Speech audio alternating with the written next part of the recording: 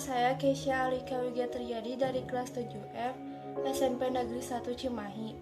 Di sini saya akan menjelaskan materi IPA mengenai interaksi pencemaran.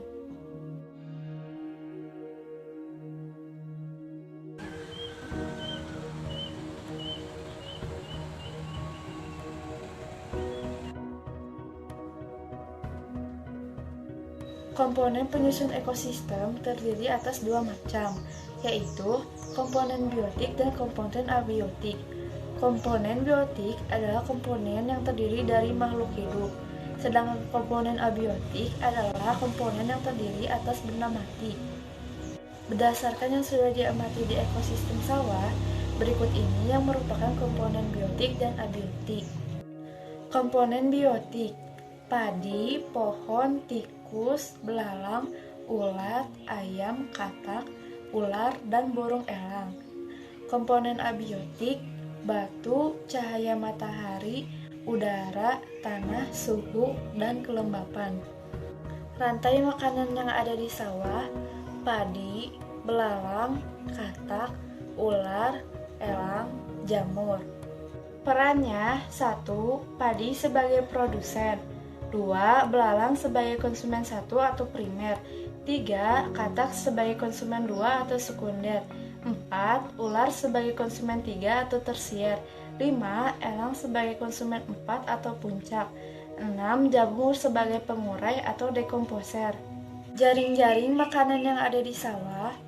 Perannya: 1. Padi pohon sebagai produsen, 2. Ulat, belalang, tikus sebagai konsumen primer, 3. Ayam, katak sebagai konsumen sekunder, 4. Ular sebagai konsumen tersier, 5. Elang sebagai konsumen puncak.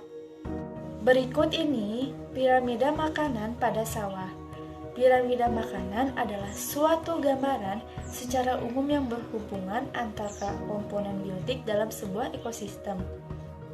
Pencemaran pada lahan sawah yang disebabkan oleh penggunaan pestisida yang berlebihan akan menyebabkan pencemaran tanah.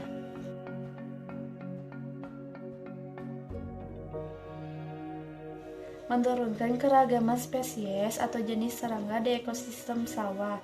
Contohnya belalang. Apabila populasi belalang turun drastis dalam waktu yang lama dan dapat menyebabkan kepunahan, maka akan terjadi ketidakseimbangan pada ekosistem sawah. 1. Populasi tanaman padi meningkat. Hal ini karena dalam posisi rantai makanan, tanaman padi dimakan belalang, sehingga bila jumlah belalang turun atau punah, semakin sedikit pemakan padi, maka jumlah padi bisa meningkat. 2. Populasi katak menurun. Karena belalang adalah mangsa makanan dari katak, maka bila jumlah belalang menurun, berarti menurun pula jumlah makanan bagi katak, dan populasinya juga berkurang. 3. Populasi ular dan burung elang ikut menurun. Sama seperti di atas, bila jumlah makanan ular yaitu katak berkurang, maka populasi ular berkurang. Kemudian menyebabkan jumlah makanan burung elang yaitu ular berkurang, sehingga populasi elang pun ikut berkurang.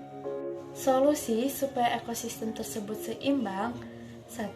Gunakan pestisida dengan bijaksana. 2. Memberikan sosialisasi peraturan terkait penggunaan pestisida secara alami dan tepat sasaran. 3. Mengadakan pengarahan yang tepat dan benar kepada pengguna. 4. Melakukan pengendalian hayati dengan biokontrol dan bioremediasi. 5. Memperhatikan faktor kondisi lingkungan pada saat menggunakan pestisida. Sekian, terima kasih. Mohon maaf jika ada kesalahan.